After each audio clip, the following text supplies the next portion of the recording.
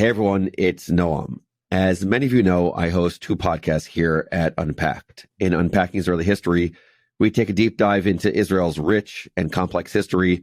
We show the good, the bad, the ugly, the beautiful, the inspirational, the difficult. That's what we do on Unpacking Israeli History. And on Wondering Jews, which I co-host with Michal Biton, we wonder about the big topics and ideas that people are thinking about today as it relates to Jewish thought, Jewish ideas, and the Jewish state. Today, we are releasing this episode to all of our listeners on Unpacking Israeli History and Wondering Jews because it's just so important.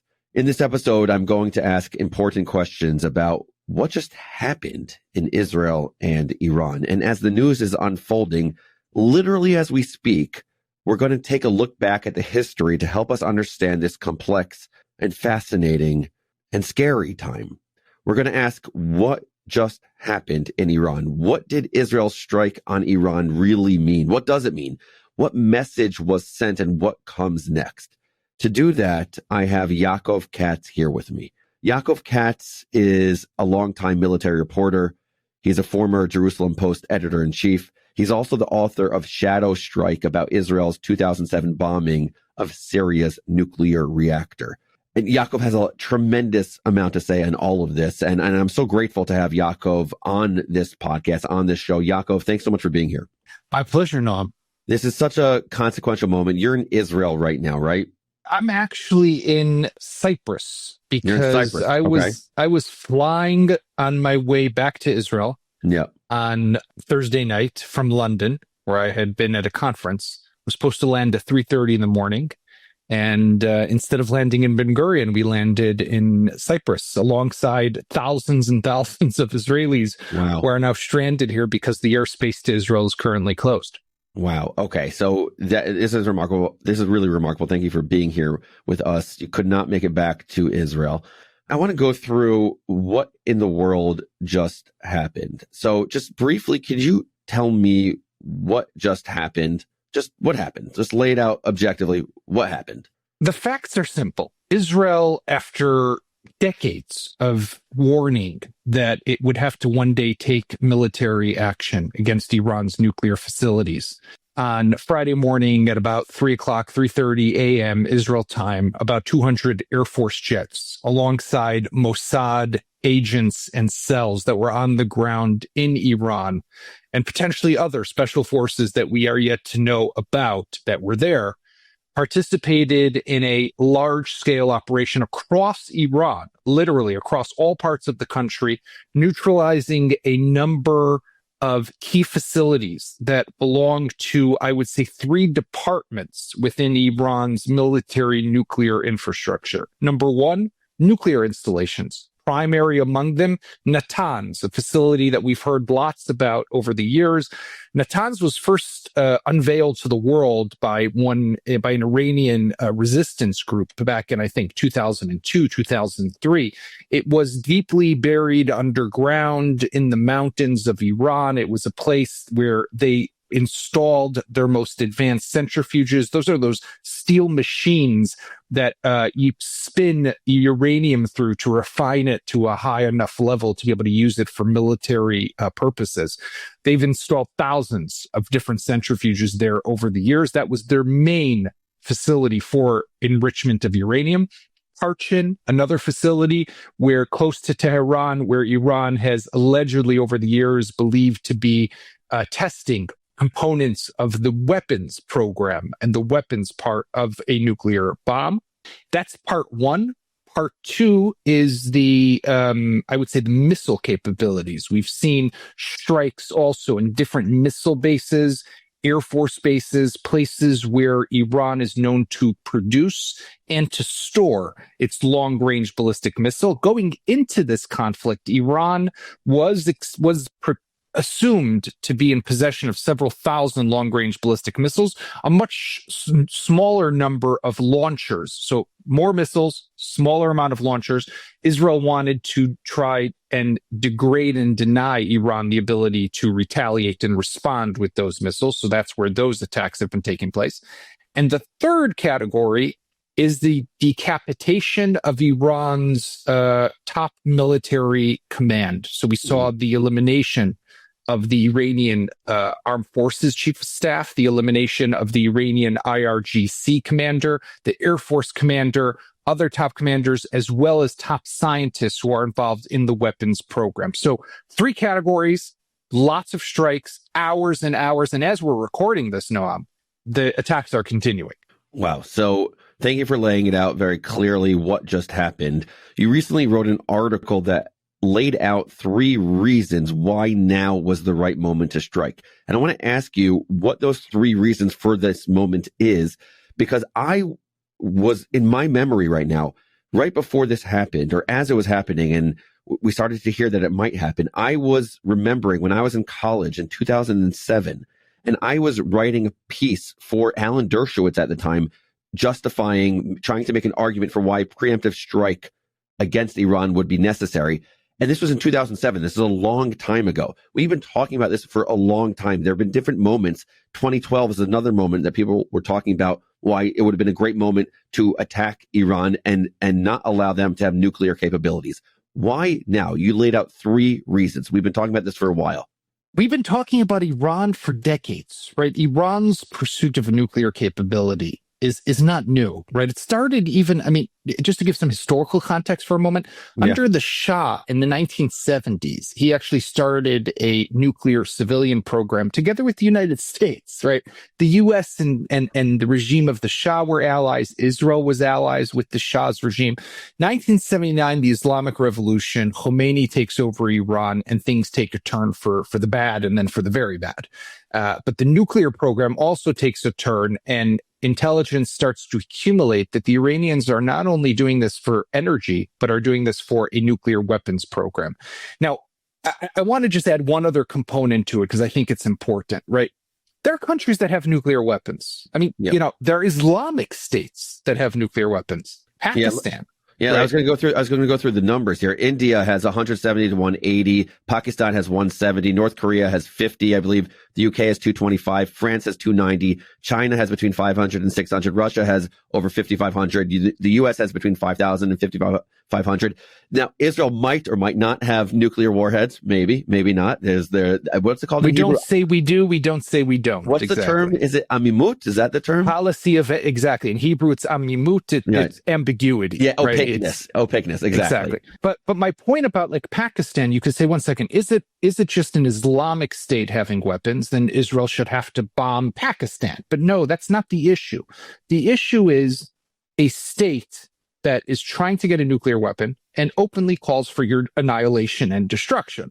And that's the very toxic combination that we've seen in Iran. They openly call to destroy and wipe Israel off the map, and they are trying to pursue to get a capability that will allow them to essentially do that. So that's why Iran has always been this really great, massive potential threat to Israel. And that's why Israel for so long has done so much covert activity, sabotage, small assassinations of scientists and of other key officials over the years from 2007 and before and until today to try to delay and deny them of this capability.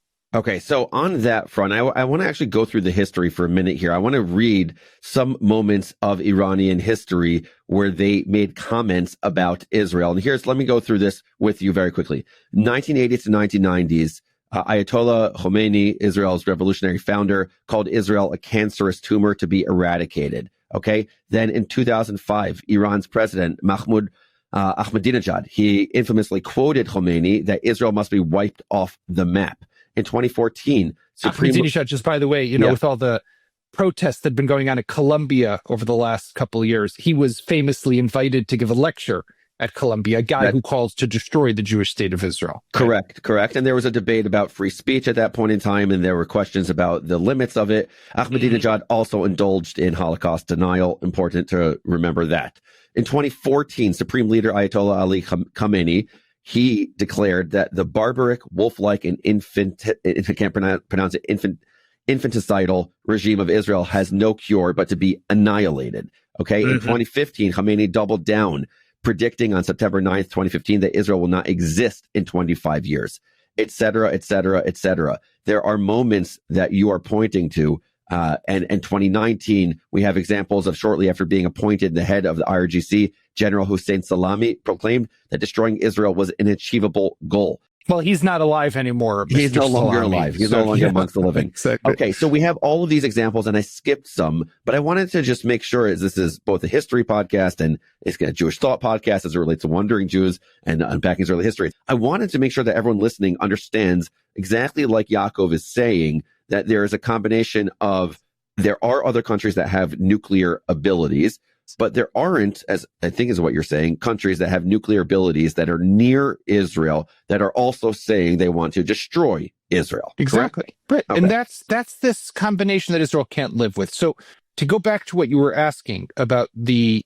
three reasons why this was the right time to do it. Yeah. Number one was what we've heard over the last week or so from the IAEA, the UN's nuclear watchdog. Iran has been violating the NPT, the Non-Proliferation Treaty, which they are a signatory to, which is supposed to put caps and limits on what they're allowed to do with their nuclear program. They have quadrupled the amount of uranium that's enriched to 60% level. Now, just also to explain to our listeners, for civilian energy purposes, you have no reason to have uranium that is enriched to over 4% of enrichment.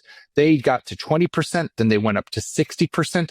You only would need that high level if you want to jump real quickly to 90%, which is military grade uranium, what you would need for a bomb. So they have always, if you look consistently over the last decade, they would stay at 4, they would move to 20. Then they started to make the move to 60. Then they started to move more to 60. And then they quadrupled the amount that they have at 60, enough already for 9 nuclear devices. And they would be able to refine it to 90% in the span of just a week with those centrifuges that we mentioned before, which hopefully have now been destroyed in Natanz. So we have the IAEA telling us they're violating, they're breaking all the rules, they're moving forward. Number one. Number two. If we look at Iran's strategy over the years and over the decades, it was a combination of how can we deter Israel from attacking us? And the way to do that is to, on the one hand, say to the Israelis, we will destroy you, like those quotes that you gave us, Noam. But we'll be able to do that with our own ballistic missiles and with the proxy armies that we have created, namely Hezbollah in Lebanon, Hamas in the Gaza Strip, our ally Assad in Syria, the Houthis in Yemen. Those are basically going to surround Israel with a belt of fire. And Israel knows that if they were to try to attack us, they would be eliminated and bombarded in a way that they would never imagine. Well, let's look at what's happened since October 7th. October 7th was a disaster, no question. But the other side of October 7th has been the re-engineering of the Middle East. Assad gone, no longer in Syria. Israel, in the wake of his falling, destroyed all the strategic capabilities that were left in his arsenal, missiles, Air Force, Navy, and chemical weapons. Hezbollah, a shadow of what it used to be in the past. And Hamas, less than a shadow of what it used to be in the past. And Iran itself, let's not forget, Israel destroyed their S-300 Russian surface-to-air missile systems back in April and October of last year when there was the last exchange of blows between our two countries. So if you're looking and you're thinking about what are the repercussions or the consequences, the retaliation of what we would face, well, it's a fraction of what it would have been on October 6th of 2023. This is a unique moment. And they're going to rebuild and they're going to rearm. So you want to do it in this window. And then there's number 3, Donald Trump. We have a new president in office now for about 5 months. Donald Trump sees Iran and the severity of the nuclear threat from Iran similar to Israel. Now, did he want to try to reach a deal? 100%. And did Israel give him the space and time? I think they did. Israel said, no problem, we'll hold off. Go do your talks. Send Steve Witkoff, the special envoy, to meet with the Iranian foreign minister in Oman and other places. They held 5 rounds of talks. And Iran insisted that it be able to retain independent enrichment, which Trump was convinced by Israel is a no. And he said they will not be allowed. This made it clear that Iran was not looking for a deal. It was looking to buy more time. And Israel was able to get Trump. I don't know if he gave a green light, but he didn't give a red light for Israel to take action. Okay, fascinating. So I understand a little bit more about the history. I understand these three different reasons why now was the right moment to strike. I also want to go a little bit more into history if we can. Let's go to 1981 and 2007. Those are two other moments in which Israel took preemptive strikes against potential nuclear facilities. In 81, it was in Iraq. It was called Operation Opera. And in Syria, you wrote a book about it in 2007, which was led by Ehud Olmert. And I don't think that it was admitted by Israel until around 2018. Is that right? Something like that. I want to know, how is this similar to or different from those moments? So it's a good question. It's similar in I would say, the big picture, because it is again an instance where Israel is making it very clear to the world and to its enemies that we will not allow a country that wants to destroy us to obtain nuclear weapons. And we will take unilateral military action in a preemptive way to deny that country of that capability. Despite the risks, despite the gamble, that is something that Israel as a country stands by. This Begin Doctrine, named for Menachem Begin, who was the prime minister back in 1981, when he sent the Air Force to destroy Saddam Hussein's reactor, the Osirak reactor that was being built outside of Baghdad. So that, in that sense, the continuation and the reinforcement of the Begin Doctrine is very important for Israel as a pillar of its national security doctrine and the Torah of which Israel lives according to when it comes to how it manages its security and defense, but also in sending that clear message to other enemies who might be contemplating getting their hands on nuclear weapons. So that's one. The other way I'd say it's similar to Syria, less similar to Iraq. In Iraq, the Reagan administration back in 81 did not want Israel to attack. And I'll remind our listeners that after Begin did attack against the explicit wishes of Ronald Reagan, President Reagan delayed the transfer and supply and delivery of fighter jets to Israel for a number of months. Not only that, but also allowed for an anti-Israel resolution to pass at the United Nations Security Council. So there was some tension. It did dissipate and pass over time. On the other hand, in 2007, what happened then was, without going too much into the detail, Israel learned of this nuclear reactor that the North Koreans were building for Assad in northeastern Syria, brought the intelligence to President George W. Bush, asked Bush to take action. Bush thought about it for a long time, said no in the end. And then when Ehud Olmert said to Bush, well, if you're not going to do it, I'm going to do it, this is where I think the similarity came into play. Okay. Bush did not say, go for it, you got it, we'll support you, whatever you need. Bush said, okay, I respect your decision. So he didn't give a green light, but he also didn't stop Israel. And there were people in his administration, namely Bob Gates, who was the Secretary of Defense, who went to Bush and said, Bush, you got to tell Olmert not to do it. And Bush said no. So he didn't give a green light. He didn't give a red light. I think here, Trump, we're seeing a similar scenario. Trump didn't want this. He would have preferred more time, maybe to reach a deal. Israel was somehow able to convince him. Now is the operational window. We need to act now. So he didn't say go for it, but he also didn't say stop. And let's be honest for a moment. I think people who have been following Donald Trump can assume that had Trump said to Netanyahu, don't do this. If you do it, we won't support you. We won't defend you. We won't give you weapons. We won't give you aid. You'll be all on your own. That would have been something that would have made Israel reconsider. So the fact that there wasn't a green light, there wasn't a red light, gives you I'll call it the gray light, which allows you to move in that gray zone and do what you got to get done. There's a Talmudic concept called shtika kehoda'ah, that silence is equal to acquiescence and saying it's okay. So maybe that's a little bit what's going on here. We don't know the extent to which the United States is involved, but like you're saying, that silence and that passivity around it kind of says something about the green light, which is not a formal green light, but might be a green light. So we don't know. I think right now we're in the moment. It's Friday, June 13th, when we are recording this. We're going to find out a lot more. But I want to know another thing, like you're providing us with a lot of history, with a lot of clarity and what's going on, why this moment, how it's similar or dissimilar to certain moments. There's another historical moment that's coming to mind right now, and I want to know to what extent you think that this relates. I'm thinking of 1967, actually, where the Egyptians had their air force wiped out preemptively by Israel. And it was this unbelievable moment that led to a fervor around this deep Jewish connection to Israel. I'm wondering if there's a similarity historically, that there's a precedent here in terms of positive fervor that emerged after this preemptive strike. Are you seeing in Israeli society right now, and granted you are in Cyprus as we speak, but I presume your family is in Israel? Is that right? Yes.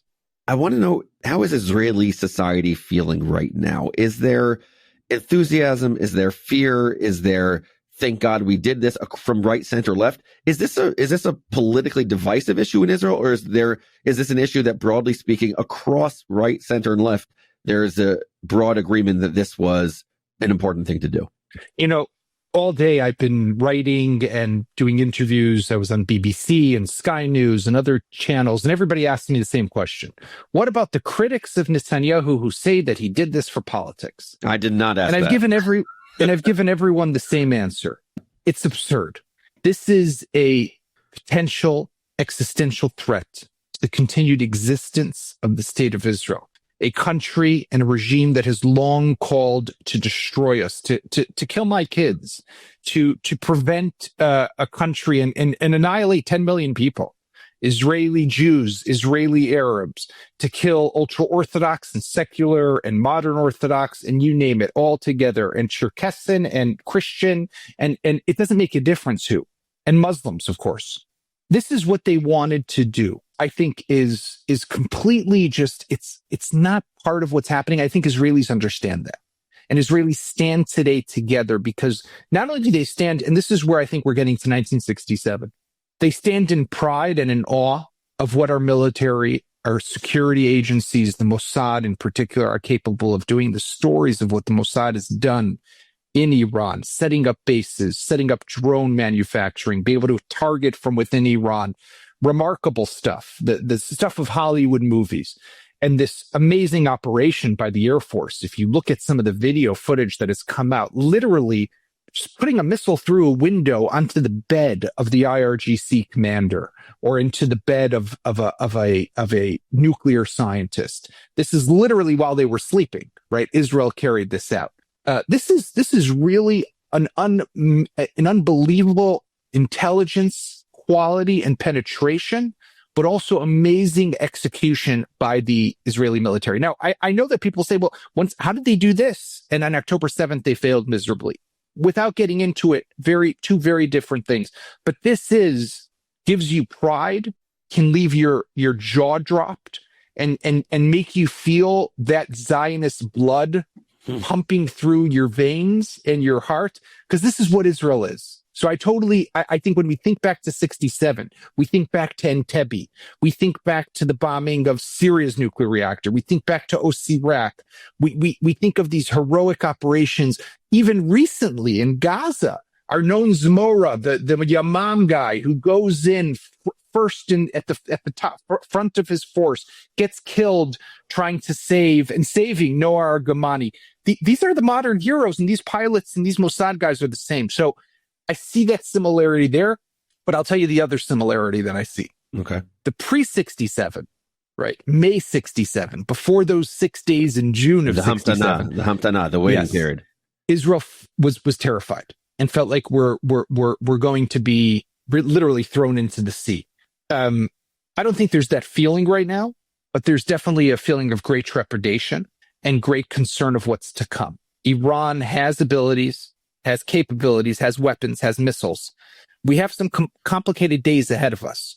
And Israelis will need to stand resilient and united to overcome the challenges that are still on the horizon. You mentioned Zionism and like pumping through your blood. I'm going to make an episode all about how Zionism relates to this moment. But there's a quote that is sticking with me from Walter Russell Mead, who wrote The Ark of a Covenant. And he says that Zionism was not the triumphant battle cry of a victorious ethnic group, but a weird, crazy, desperate stab at survival.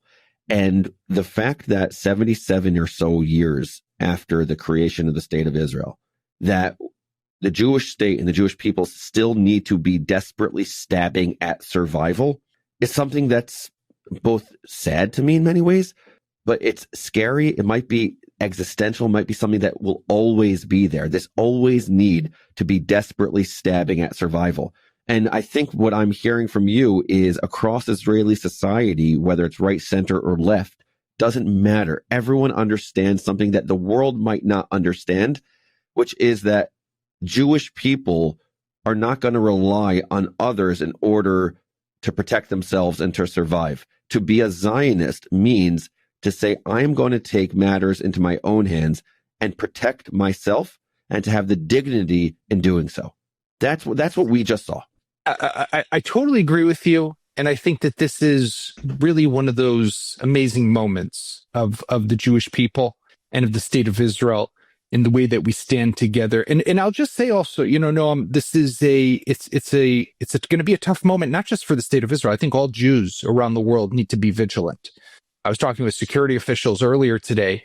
Iran has long arms and tentacles that go across the globe to different places, and people should be careful. So this is a moment that we all, I think, have to stand together. But I'll tell you, just jokingly, or anecdotally for a moment, Israel, Israelis well. There are dozens of Israeli airplanes that have been diverted to where I am right now in Cyprus. We're just a skip and a hop away from Israel, but we can't go there because of the closure of the skies. Israelis usually in a time like this, they would be yelling and screaming and shoving, and I saw Israelis at their best, understanding that we're all stuck in the middle of nowhere. Our families are across the Mediterranean in harm's way, and of course we're all very concerned with what's going to happen, and we'd love to get home. But really exemplary behavior and conduct. And I was thinking about that, watching thousands of Israelis who are here and seeing this is because they understand this moment. They're willing to pay that price and make that sacrifice because they understand there is something so much bigger than all of us that is taking place right now. This is literally history. This is going to ensure the security. I literally believe this. This will ensure the security of my children, my grandchildren, please God, for decades to come. I don't yet have grandchildren, don't worry. But when I do one day, this will make them more secure. What happened in this last 24 hours. And it'll make me more secure, my kids, my grandchildren, and I think all Jews around the world will be more secure because of what Israel has done. Well, I also heard that one of the arguments is that the world will be more secure as a result 100%. of this. Beyond the Jewish world, that the world would be more secure. I have two questions, one technical and one more broad-reaching. Technical, how did Israel get to Iran? For people who don't know, Iran's not next door to Israel. I always think of the meme you don't even go here. You're not even next door neighbors of Israel. Why are you trying to destroy Israel? It's actually there are countries in between, including Iraq. Do we have any idea how Israel got there? That's my technical question. By the way, you touch on a very important point, right? For years, we're told, why does Hezbollah have issues with us? Because we have an unagreed upon border. Why is Hamas against us? Because we so-called are occupying, I say that with quotation marks, parts of their homeland, right? Whether it's Gaza or the West Bank. What beef do we have with the Iranians? We don't share a border. We don't have a land dispute. They're not Arabs, they're Persian. I mean, what is it all? And that's because this country has been hijacked, and we had good relations, like I said before, with the Shah. We flew there. Our Air Force is able to fly there because we have really some of the most advanced fighter jets that exist in the world. We have the F-35 with modifications. That's the Joint Strike Fighter, fifth generation stealth-enabled fighter jet made by Lockheed Martin. That Israel was the first country in the world to get it after the United States and to use it in combat. The F-35 is able to it has Iran falls within its operational radius and combat radius. We also have F-15Is and F-16Is. One is the F-15I is called the Ram, Thunder. The F-16I is called the Sufa, which is Storm. The F-35I is called the Adir, strong, right? The powerful, the strong So, we give our aircraft good names, but we also have mid-air refueling capabilities. So you're able to really create a capability of waves of aircraft that can take off and fly there and get mid-air refueling as needed. You fly north, you would go over Syria and then into Iraq and then to Iran. Another route is to potentially go Jordan, Iraq, and Iran. From what I hear, the route used this time was going to be Syria. You don't want to violate Jordanian airspace, and we need the Jordanians on our side because as you've already seen since the attack, when the Iranians sent drones, the Jordanians reportedly have also downed some of those drones. So we don't want to upset the Jordanians by violating their airspace. By the way, 1981, Israel got to Iraq by flying over Jordan. The Jordanians were not happy. So today we do have peace with Jordan. So those are different routes that you would take there. Okay, so here's my broad question. I remember this is different than the 7th of October because in many ways, it's the inverse of October 7th in the sense that Israel was at its most vulnerable and was attacked and didn't know what was going on. Now it's a moment in which Israel took preemptive action to, like you said, save your children and save your grandchildren. I remember in the days after the 7th of October, the Israeli thinker Micha Goodman had in a conversation in which he told everyone that Israel is going to have long days ahead. It's going to be long days ahead. And what Israel's going to need to do is it's going to need to be feared by its neighbors and not loved by the West. Israel wants both always, but it's more important to be feared by its neighbors than to be loved by the West. I want to know if you have any framing, any thoughts on the days ahead, on the weeks ahead, on the months ahead that we should be thinking about as it relates to the next moments, the future. What should we be thinking about, Yaakov, as we go forward in these reverse Hamtana days and not in these anticipatory days after the preemptive strike? Look, a lot of it will depend on what happens. Obviously, what is left of Iran's ability to retaliate and what they're able to do. And out of those missiles that will likely fly towards Israel, how many penetrate Israel's multi-layered missile defense systems together with American support, and how many are intercepted. But I will say is that something to really think about here is how the 7th of October necessitates a much deeper change that Israel requires in the way it looks at its national security. If we think about, and you touched upon this, I'm going to tie into what you spoke about with the 6-Day War. You know, if you think throughout Israeli history in the 77 years, we have never really used preemptive military action except in two cases. One was nuclear, so Iraq, Syria, now with Iran, let's say.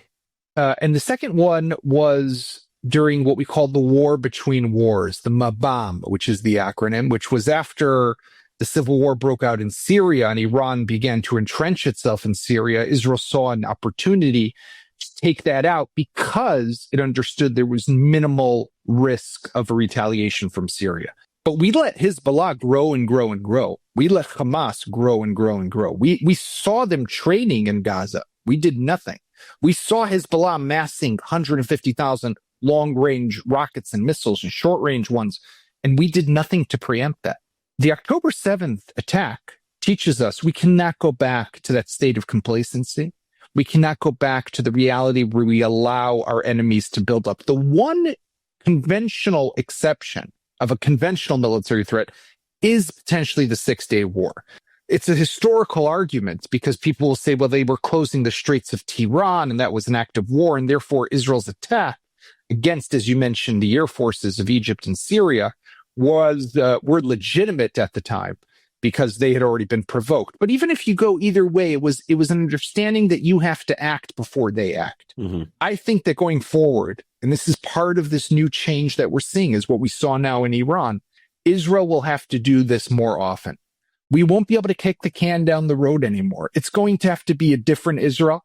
It's going to have to be a different national security doctrine, one of much more preemption and less reactive. And that, when you think about it, on the one hand, it makes sense because you say, okay, I get it. Well, we can't let Hezbollah grow back to what it was. We can't let Hamas grow back to what it was, or Iran for that matter. But then if you think about the other side of it, it means that Israel will have to fight all the time. It will never end. It will be a constant mowing of the lawn, if I could use that metaphor, on all of its different fronts. And that's a little sad because Israelis don't want to fight. They want to just live peacefully. But we can't. And it ties into what Micha said. We need our enemies to fear us. Just because we want to live peacefully doesn't mean they want to live peacefully. And sadly, they don't want to. So it will require of us to do things that we would prefer not to have to do as a people. And that's a change. And it's a change that's going to, I think, have a deep impact on us as a people and on Israel as a country. Yaakov, thank you so much for your thoughts, for your reflections, for your history. Yaakov, like I mentioned, he wrote such an unbelievable book on the story of 2007, on the 2007 bombing of Syria's nuclear reactor, Shadow Strike. And I encourage everyone to read that. We also are going to have an episode out about Shadow Strike, about 2007. That's going to be coming out as well. We're going to be speaking a lot about this. What I'm going to be trying to do here is providing clarity to the chaos here in Israel, in the Israeli society, in the Jewish story right now. And people like Yaakov are helping us provide clarity during this chaos. Yaakov, please stay safe. Please send our love to your family. I guess a moment like this across the Jewish world, people are saying, Am Yisrael Chai. Amen. Thank you, Noam. Thank you. Unpacking Israeli History and Wandering Jews are productions of Unpacked, an OpenDor Media brand. I'm Noam Weissman. The team producing this episode includes Jenny Falcon, Hart Levine, Rifki Stern, and Rob Pera. We did not have Michal Biton on this episode with us, but we had Yaakov Katz instead. To be continued, many more conversations. As always, email me at noam@unpacked.media. And don't forget to subscribe, rate, and review wherever you get your podcasts. See you next time.